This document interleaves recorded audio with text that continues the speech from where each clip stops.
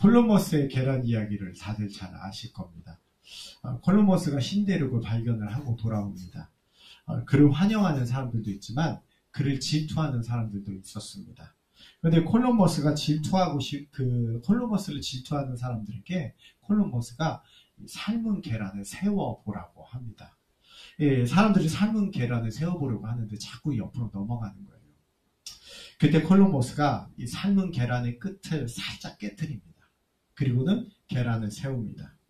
사실 계란 끝을 깨뜨려가지고 계란을 세우는 거는 그렇게 기술이 많이 필요하지 않은, 전혀 힘이 들지 않는 일입니다. 그러나 계란 끝을 깨뜨려서 계란을 세운다는 생각의 틀을 깬다는 건 쉬운 일이 아니었습니다. 이 콜럼버스는 이 일을 통해서 남이 해놓은 것을 따라가는 건 쉬운 일이지만 처음 그 길을 가는 건 쉬운 일이 아니다 라고 이렇게 보여줬다는 거죠. 사실 콜럼버스의 계란 이야기가 실화인지는 불분명합니다. 그럼에도 불구하고 이 이야기가 많은 이들에게 알려져 있는 이유는 패러다임을 전환하는 게 얼마나 힘든 일인지 우리에게 알려주기 때문입니다. 어떤 사고에 꽉 사로잡혀서 다른 길은 전혀 보이지 않는 것, 계란을 깨면 된다는 그게 보이지 않는 것, 그걸 바꾸지 못하는 모습을 우리는 패러다임에 사로잡혀 있다고 말을 합니다. 베드로도 그러했습니다. 그는 패러다임에 사로잡혀 있었습니다. 무슨 패러다임에 사로잡혀 있었을까요? 베드로는 이런 패러다임에 사로잡혀 있었습니다. 이방인들도 하나님의 복음을 들어야 되는 이들이다. 그들도 복음을 들을 수 있다. 그들도 하나님 사랑하는 영혼들이다. 이 생각을 하지 못하는 패러다임. 그러니까 복음은 이방인들에게 전혀 전해질 거라는 생각을 하지 못하는 패러다임. 그저 복음은 유대인들에게만 전해져야 한다라고 생각하는 그 모습. 그걸 깨지 못하는 그 모습이 베드로의 모습이었다는 것이죠.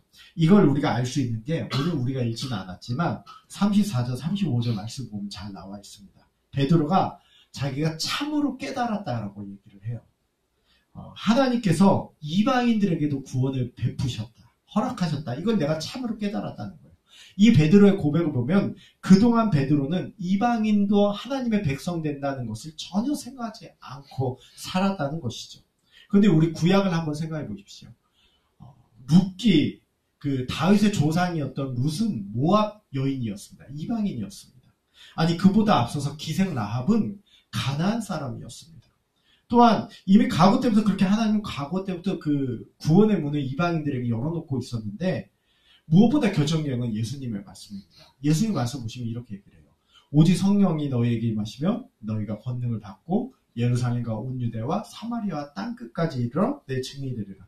예수님 복음이 예루살렘 안에만 머문다고 말하지 않으셨어요. 유대 안에만 머문다 말하지 않으셨습니다. 사마리아와 땅끝까지 이른다는 건 이방인도 하나님 백성 된다는 걸 전제하고 하신 얘기예요. 그런데 베드로는 이걸 생각하려 하지 않았습니다. 그래서 베드로가 고넬료 가정을 만나게 돼서 고넬료 가정에 복음이 임하게 된 이 사건을 두고 한 신학자는 이렇게 말을 합니다. 한 이방인의 본문은 한 이방인의 개종에 관한 이야기인가 한 사도의 개종에 관한 이야기인가. 저는 이 질문이 오늘 본문이 전하고자 하는 바를 너무 잘 말하고 있다고 보여집니다. 이방인 고넬료 가정이 개종하는 사건, 복음이 이방인에게도 열려 있음을 알려주는 사건, 이걸 성경이 말해주고 싶은 중요한 얘기이기도 하지만 사실은 베드로도 개종을 했어야 된다는 겁니다.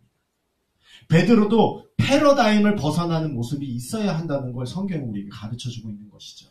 우리가 이를 보면서 이렇게 말할 수 있습니다. 사도의 개종이 없었다면 이방인의 개종도 없었다는 겁니다. 콜럼버스의 사고의 깨짐이 있었기에 그가 다른 이들보다 먼저 신대륙을 발견할 수 있었던 것처럼 복음이 전파되기 위해서는 하나님 나라가 올바르게 세워지기 위해서는 내가 먼저 개종할 필요가 있다는 겁니다. 그리고 본문은 베드로의 변화를 위해 그 패러다임의 변화를 위해 무엇이 필요했는지를 말해줍니다. 첫 번째는 계속된 사고가 필요했다는 겁니다. 본문을 보면요. 17절에서 19절까지 그리고 29절까지 이 29절 말씀을 보면 베드로는 자기가 본 환상과 그에 관한 일에 대해서 계속 궁금해하면서 이 일이 무슨 뜻일까 계속해서 생각하는 모습이 있었습니다. 왜 하나님께서 선문답처럼 베드로에게 하셨을까요? 아니 처음부터 명확하게 베드로에게 말해줬으면 되는 거 아닙니까? 베드로야, 이러면서 내가 보니까 너는 이방인한테 복음 전하면 안 된다는 식의 생각하고 있는 것 같은데 틀린 생각이다. 이방인한테 복음 전해라. 처음부터 이렇게 얘기해 주시면 될 거 아닌데, 그런데 무슨 선문답 하듯이 환상을 보여주면서 부정한 짐승 먹어라. 내가 깨끗하게 한 거 네가 더럽다 하지 마라. 왜 그렇게 하셨냐고요. 그냥 처음부터 그냥 얘기해 주면 되는 거잖아요. 초등학생들도 지금은 다 아는 사실, 지구는 태양의 주위를 돈다는 거. 그러나 중세교회는 하나님이 주신 이성으로 계속해서 생각하려고 하지 않았어요. 그래서 천동설을 주장하잖아요. 지구를 중심으로 태양이 돌고 있다고 얘기해요. 여기에 갈릴레오 갈릴레이가 지동설을 주장하면서 그에 관한 책을 쓰는데, 계속된 사고를 했으면 읽어봤을 때 충분히 맞는 얘기구나, 지동설이구나 얘기해야 되는데 오히려 이단으로 몰아서 재판을 하잖아요. 계속된 사고가 없었던 것이죠. 얼마나 부끄러운 일입니까? 그래서 가끔씩 덮어놓고 믿으라고 주장하는 이들이 있어요. 하지만 그건 믿음을 성장시키는 게 아니라 오히려 하나님에 대해 더 깊이 알지 못하게 만드는 모습인 것이죠. 하나님 베드로에게 왜 이런 알 수 없는 일을 왜 알려주셨어요? 계속해서 생각할 걸 주시는 것이죠. 사도행전 17장을 보면 베레아에 있는 사람들이 하나님 말씀 들었을 때 계속 사고하는 모습을 보여줬어요. 이것이 그러한가 날마다 성경을 상고함으로 그 결과가 어떻게 됩니까? 계속된 사고 때문에 믿는 사람이 많아졌다라는 거예요.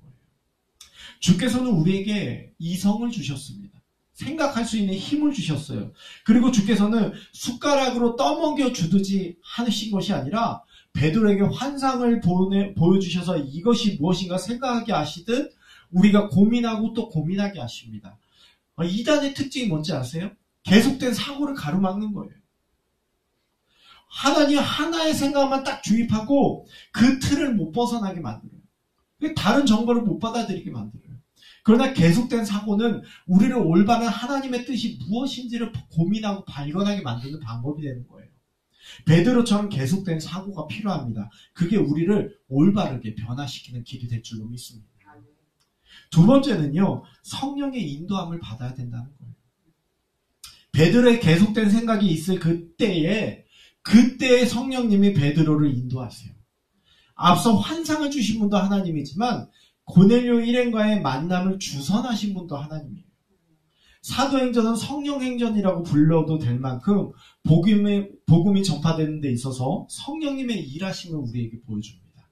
유대인들에게 복음이 전파되는 데 있어서, 사마리아 사람에게 복음 전파되는 데 있어서, 이방인에게 복음 전파되는 데 있어서 여전히 성령님이 일한다는 걸 보여줘요.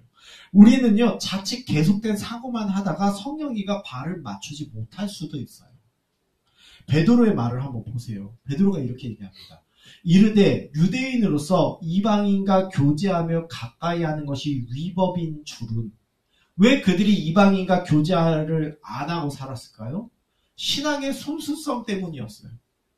섞여서 살아가는 중에 같이 우상숭배의 모습을 가지게 되고 하나님 배반하는 모습 가지지 않으려고, 그래서 이방인과 교제 안 했었어요. 따지고 보면 틀린 말이 아니잖아요. 요즘도 우리가 보면요, 교회에서 안 믿는 사람과 웬만하면 결혼하지 말라는 식으로 얘기를 해요. 왜 그럴까요? 그것 때문에 나중에 가정에 불화가 생기거나 오히려 신앙생활을 하던 이가 신앙생활도 못해버리는 일이 발생하기도 하니까 가급적이면 안 믿는 사람이랑 하지 말라고 그렇게 얘기하잖아요.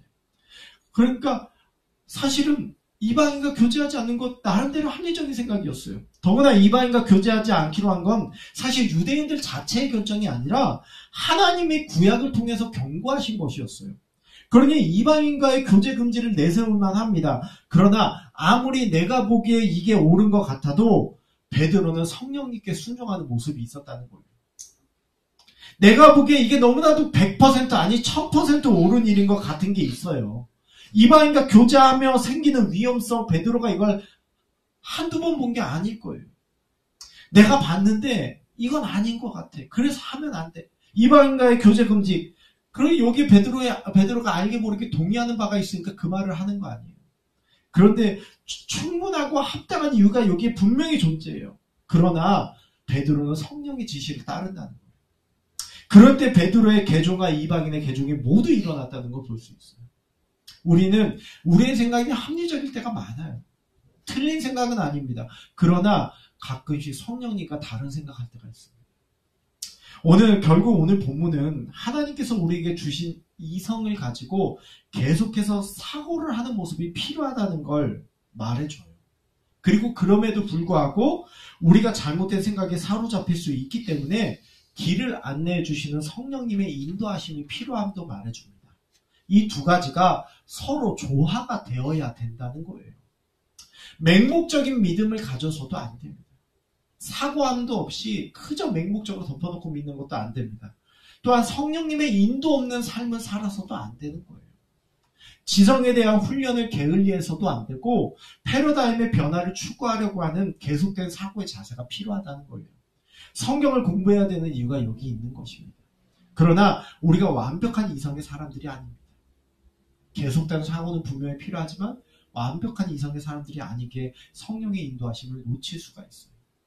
특별히 사도행전은 성령의 인도하심이 성령님과의 교제 없이는 불가능하다고 말해줍니다. 성경의 본문을 한번 보세요. 성경은 고넬료와 베드로가 개종하는 데 있어 변화하는 데 있어서 성령님의 인도를 말하지만 그보다 먼저 앞서서 얘기했던 건 성령님과 교제가 되는 기도를 해왔던 사람들이라고 말해줍니다. 이렇게 말하는 것 같아요.